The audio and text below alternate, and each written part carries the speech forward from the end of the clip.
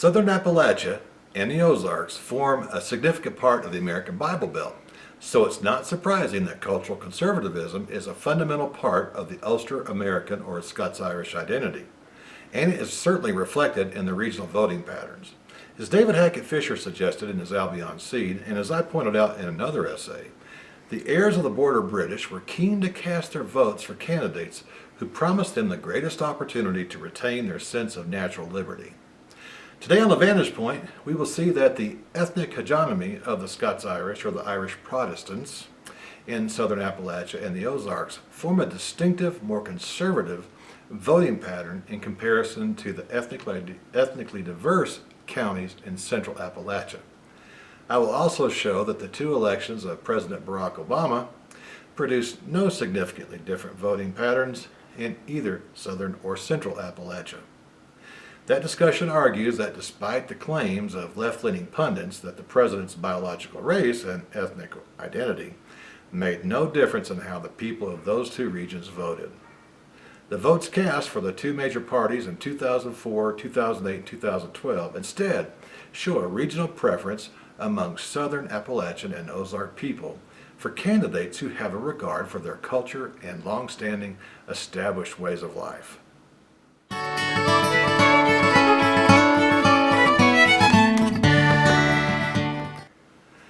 The anti-big government mindset of southern Appalachian and Ozark voters was not forged in the British colonies or later in the United States.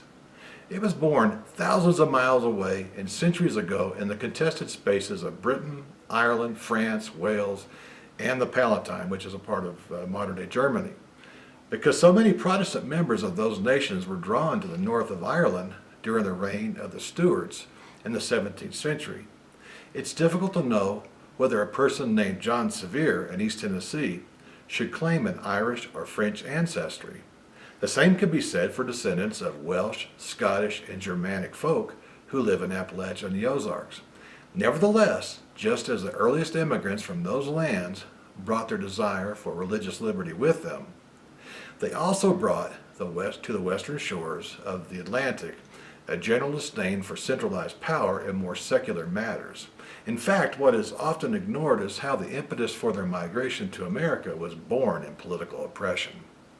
Beginning with the 1699 pro-English Woolens Act that was quickly followed by the Discriminatory Test Act in 1703, many Ulster Protestants, regardless of ethnicity or background, could see that their lot on the Emerald Isle was changing. The Woolens Act was aimed at protecting the economic interests of the English producers of wool, so it restricted the sale of wool and woolen products from Ireland. The Test Act was even more reprehensible to Protestants who worshipped outside of the Church of Ireland, which was an extension of the Church of England.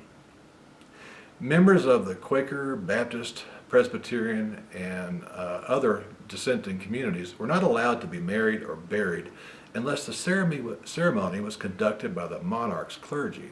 In fact, men and women who were married in either of those dissenting or non-official churches were subject to arrest for illegal cohabitation. The Test Act also led to the firing of workers from government offices, unless they joined the official church. For some leaders among the Ulster Scots, the evolving political climate was made undeniably clear when George I suspended the Regium Donum, which was an annual payment to dissenting Protestant ministers that was instituted under Charles II some 3 decades earlier. From 1699 to 1717, the plight of all Irish Protestants was made worse by a number of environmental problems, all perhaps symptomatic of the consequences of overpopulation. They included a smallpox epidemic, a disease that attacked sheep, and a protracted drought that temporarily paralyzed the flax linen industry that was brought to Ulster by refuge-seeking French Huguenots, especially after the revocation of the Edict of Nantes in 1685. For Ulster Scots, the thought of returning to Scotland was dashed by the submission of their homeland to the rule of Westminster, with the Union of Parliaments in 1707. With the absorption of Scotland into Britannia, punitive policies such as the revocation of the Regium Donum and the Woolens and Test Acts were inescapable on the eastern side of the Atlantic. Adverse political and ecological conditions prepared many members of the Protestant population of Ulster to make a permanent transatlantic crossing. The troubles in Northern Ireland are the direct result of centuries-old government policies that granted preferential treatment to certain ethnic groups at the expense of others. In fact, it has been pointed out by other writers that the Ulster element was disproportionately represented in the American Revolutionary War, or Army, Andrew Jackson's forces in the War of 1812, and the Confederacy. It's worth pointing out that Andrew Jackson was the first American of Ulster descent to be elected to the office of president. While it may take a much longer discussion to fully address how political policies left a bad taste in the mouths of the Seeds of Ulster, their experience with an oppressive government that pitted one ethnic group against another has made them especially repulsed by American politicians who have done the same.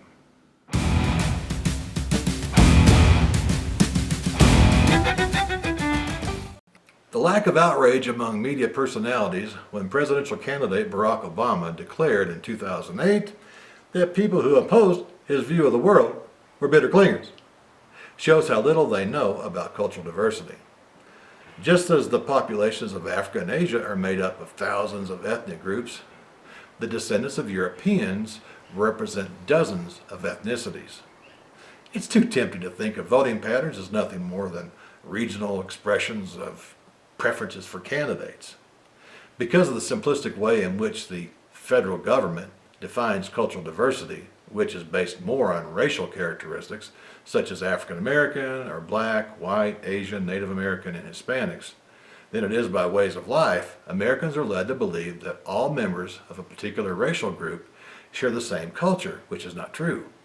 Although the government recognizes that Hispanics can be of any race, it still sees a person of Costa Rican ancestry in Central America as the same as a Cuban American.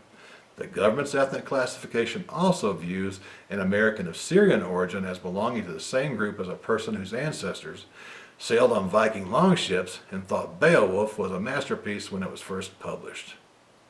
Those simplistic notions of ethnicity are far from the truth, including among Caucasians.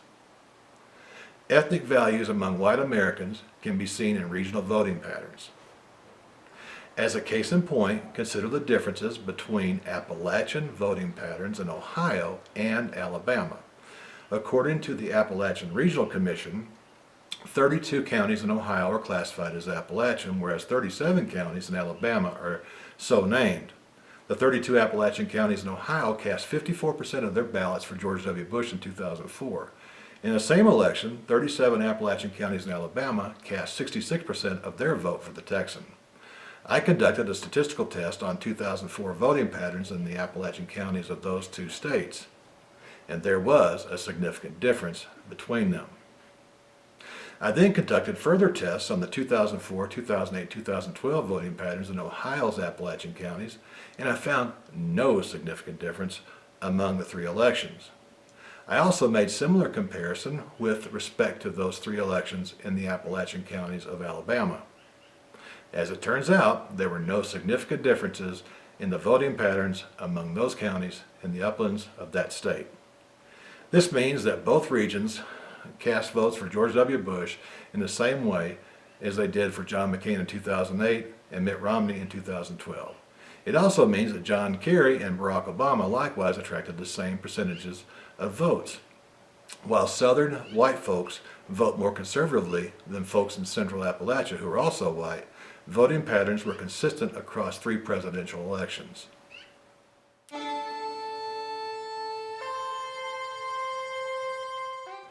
While uninformed observers may regard voting patterns of Southern Appalachia and the Ozark people as evidence of their desire to cling to their God and guns, a more thoughtful appraisal shows that their voting patterns demonstrate cultural resilience and a steadfast resistance to policies that pit one ethnic group against another. I believe that the ethnic roots of the people who call these two subregions home have played roles in creating distinctive voting patterns between them. Whereas the rural-to-rural settlement patterns among the folks who settled the hills and mountains of southern Appalachia and the Ozarks helped to preserve old world ways, there have been few new waves of immigrants to alter the overall impact of their voting patterns. An examination of other Appalachian and Ozark counties in the Bible Belt show a similar pattern. In Ohio, on the other hand, coal and industrial development in places like Youngstown helped make the eastern portion of the state, which is Appalachia, a relatively attractive place to settle. Ohio's Appalachian counties have fairly large populations of Eastern and Southern Europeans. Like their Irish Catholic counterparts, their ancestors began arriving in the mid to late 19th century. They brought with them their very different views of religion and the state. In contrast to the arguments of some pundits, neither subregion of Appalachia produced more votes against Barack Obama in his 2 elections than were cast against John Kerry. Failing to recognize the unique place that this region has in the American mosaic is unbecoming of leaders who claim to be champions of cultural diversity. Hey, I'll see you next time here on The Vantage Point.